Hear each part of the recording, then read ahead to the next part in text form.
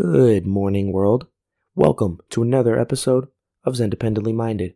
If you are a new or returning listener, I hope you enjoy this episode. If you're interested in more content like this and podcasts in the future, stay tuned because it's only going to get better from here. And if you have friends, best friends, girlfriends, significant others, whoever, be a good friend and share Xendependently Minded with them because it's only the best combat sports news, analysis, and discussion podcast out there. So on today's episode of Xendependently Minded, I just wanted to talk about UFC 249 again. I know I've probably done about 3 or 4 podcasts, I think, on it, but I just wanted to kind of bring up and give you guys my thoughts on the news of the possible what they're targeting for the new UFC 249, which is supposed to be May 9th. If everything works out, fingers crossed. So Dana White, as always, he's as courageous as always. He's a go-getter. He's trying to make a UFC card happen.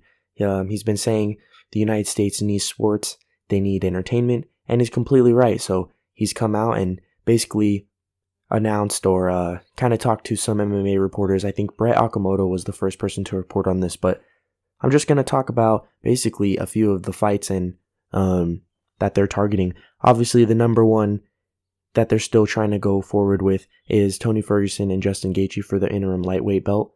So I'm actually really excited about this fight. I voiced my opinion on it in my last 2 podcasts. I really like Tony Ferguson's style. I really like Justin Gaethje's style. And those 2 styles are going to clash and going to make a very exciting fight. And I'm okay with this fight. Obviously, it's a given that any MMA fan, even some of the casuals and, of course, the super fans, want Khabib and Tony, because those are the 2 best lightweights. They've been the 2 best lightweights for the past 6 or 7 years, and we want to see the best face the best. That's how it's always been in all sports. We want the best to go against the best to see who is truly the best. But Khabib is unable to fight, obviously. It's a sad thing, but I'd rather see fights than not see any fights. I don't want to be too picky.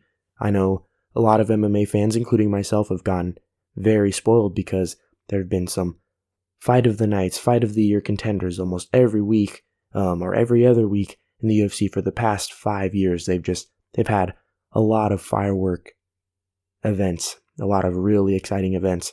So I'm actually excited about Tony Ferguson and Justin Gaethje if they are able to have the fight.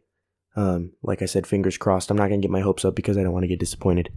If you keep your expectations and hopes low, then it's really hard to get disappointed. That's what I found in life. But another fight, another bout that they're trying to get signed is Henry Cejudo and Dominick Cruz. And this is one that I possibly could be more excited about than Tony Ferguson and Justin Gaethje, because both guys are the cream of the crop when it comes to the term martial artist. Henry Cejudo was able to overcome some serious leg damage when he fought Marlon Moraes, and he was just able to come back and weather the storm and not panic. And it's an underrated skill when it comes to combat sports. A lot of people can watch and be like, oh yeah, I can get in there and do this, but like Mike Tyson says, everyone has a plan till they get punched in the face. And Henry Cejudo is underrated in that sense because he's able to not panic, not completely abandon the game plan, or in his case when he fought Marlon, adapt and go to plan B or plan C, all the way down the line to plan Z. The best martial artists are able to do that. And that's what Henry Cejudo was able to do. And he's cringy. I mean, his nickname is Triple Cringe or Triple C or whatever. He's a cringy guy, but that's how he promotes his fights. And as a martial artist and as a fighter, doesn't get better than Henry Cejudo. And then Dominick Cruz, in my opinion, is the greatest bantamweight of all time. When you hear him commentate, you can just tell Dominick Cruz has fight IQ through the roofs, and he's able to see things, break them down, and just give you a perspective that most people, especially even fighters that are in there and have experienced these things, he's able to give those kind of outlooks and those views and perspectives better than anybody. So it's been 4 years since he's fought last, and obviously last time he fought Cody Garbrandt and lost. But I think just seeing how smart Dominick Cruz is, I think he'll be able to come in and give Henry Cejudo a run for his money. And I do think he'll be able to beat Henry. So that's a fight I'm really excited about. Henry's one of those guys like GSP who can take layoffs. He's proven before. He can take a layoff and he can come back and be better, or he could be as good, if not better. So that's something I'm really excited about. And then the rest of the card is just, it's really stacked. The UFC is they're really trying to make this, because this is the first card, I think, in about a month already since UFC Brazil. They're trying to make this card stacked. They want the fans to tune in. They want to get sales, obviously. That's the point of a business. And I think they're going to do it because the rest of this card is insane. We have another championship bout between Amanda Nunes and Felicia Spencer.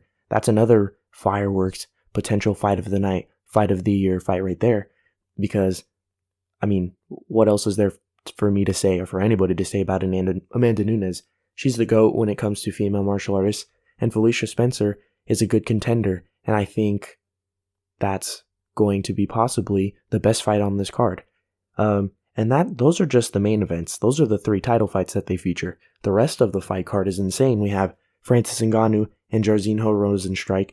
That's another fireworks fight. That's another back and forth brawl. It's going to be a battle. 2 power punchers. I do think Francis Ngannou is going to come out on top because Jairzinho Rozenstruik in his last fight with Alistair Overeem, he was getting dominated the whole entire fight up until that blow that knocked Overeem down and then cut his lip or whatever. But up until that point, he was getting dominated, and I do think Francis is going to outbox him, and he will land a power shot that will end him and give him his first loss. Another fight on here that's crazy is Jeremy Stephens and Calvin Kattar. Jeremy Stephens is one of the most violent and best finishers in the whole entire history of combat sports. And Calvin Kattar is another guy in the 45-pound division that's on the come up. And I think he's going to be a threat in the division if he isn't already. So that's another fight I'm really excited about. Kind of slowing it down, pulling the brakes on this one. Donald Cerrone and Anthony Pettis. It's not a fight that I'm excited about. I want to see Donald Cerrone retire. I think he's gotten his brain pounded too much. You can tell the way he talks, he has a lot of brain damage. And he has a family. I want him to retire and be able to take care of his family and be there to raise his kids and be there for his wife. And Anthony Pettis I don't think is ready yet to hang up the gloves, but you can tell when he fights, I think there's something there missing. He's not on the same speed as these other guys. When he fought Anthony Pettis, he looked like he was fighting at half speed, and and Nate Diaz was fighting 2 times speed. And then when he fought, who was the last person he fought? I think it was Diego Ferreira. When he fought him, he looked slow. He didn't. Maybe there's passion gone. I'm not sure, but he just didn't look too good. So this is a fight I'm not too excited about. I don't really want to see them 2 fight, but I'm happy they're able to make money and compete in a sport that they love. There's another bout with Greg Hardy and Jurgen de Castro. It's going to be interesting to see how Greg Hardy bounces back after his loss against, I think he fought Alexei Oleinik. Now he fought Alexander Volkov, I believe. One of those 2 guys he fought, and he lost recently. But I was surprised to see him step up and take on a veteran.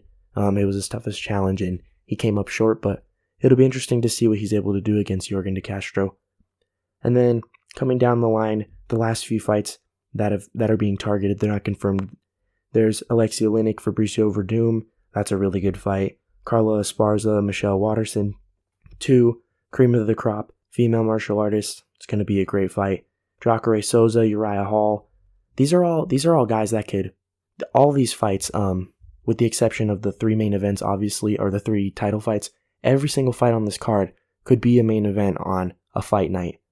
So this whole entire card is stacked, and if anybody could pull it off, it could be Dana White. So, like I said, cautiously optimistic, but I'm not going to get my hopes up too high, but I'm very, very excited to just have some fights. I think I speak for most MMA fans and most of the MMA community. We just want fights. Of course, we have a Fight Pass. You can watch every single UFC fight in the past ever, and you can also watch some of the Pride fights. I know on that app they're uploading some martial arts movies, so we have a lot of content to delve into and to kind of satisfy the hunger for fights, but I'm running out of fuel and I really want some fights, and I think I speak for most of the MMA community. So fingers crossed, hopefully Dana White can pull this off, and we'll see how it plays out in the future. And it's definitely going to shake up a lot of divisions. Tony Ferguson and Justin Gaethje is going to shake up the lightweight division because there are a couple other guys in there that feel that they're worthy of a title shot. Obviously, whoever wins between Tony and Justin Gaethje will be the interim belt holder, and they immediately get the next title shot. So we're going to see how that plays out. It's definitely going to throw it's going to throw a wrench into the machine and kind of change things up and make it exciting, so we'll see how that goes.